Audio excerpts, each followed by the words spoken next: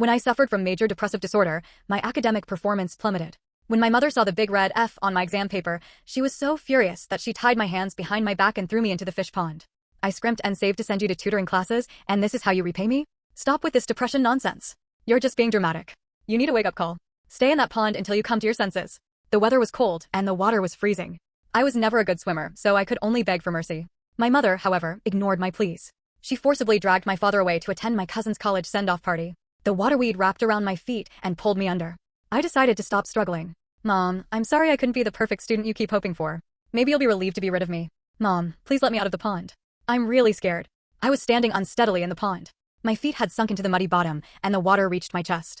My mother's face was red with rage as she pointed and shouted at me, "Oh, so now you're scared? You should have thought about that before you flunked.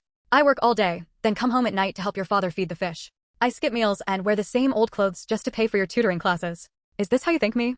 She went on about all her sacrifices, as though every misfortune in her life was my fault. I opened my mouth to speak, but the freezing air hit my lungs and I started hacking. Did the cat get your tongue? You always go silent when I scold you. You know you're wrong, so you've got nothing to say now, right? She was talking so fast. I could not get a word in. What did I do to deserve such a stupid kid? She slapped her palm against her forehead. Her eyes were bloodshot. I could not tell whether it was from anger or self-pity. Back in my day, if I had half the chances you've been given, I'd be at an Ivy League school by now. I wouldn't be working myself to the bone. You had everything handed to you and you blew it all. I protested weakly, Mom. I stay up late studying every single night.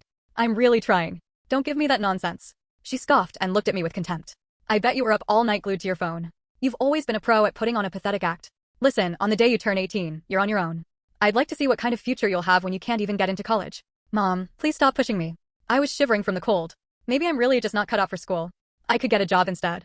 I finally got the courage to say what I had been holding back for so long. Just then, the neighbor, Zoe, was drawn over by the commotion. She gasped when she saw me in the pond. Good grief. It's freezing cold. How could you let her just sit in that water? Get her out of there. She just flunked her test once. That doesn't make her a bad kid. You're going to break her if you keep this up. My mother became even madder. She yelled at Zoe, "Mind your own business. Are you hoping she flunked school for you to have a good laugh at my expense? Get lost." Zoe's face turned pale, then flushed with embarrassment. She shook her head, sighed, and walked off. At that point, my father walked over and said hesitantly, "Look, maybe just let her come inside. We still need to catch Belle's college send-off party." My mother rolled her eyes at him, then turned back to me and continued yelling, "Look at your cousin. She got into an Ivy League school. Her parents are so proud of her. Meanwhile, look at what you got. Are you doing this on purpose just to spite me?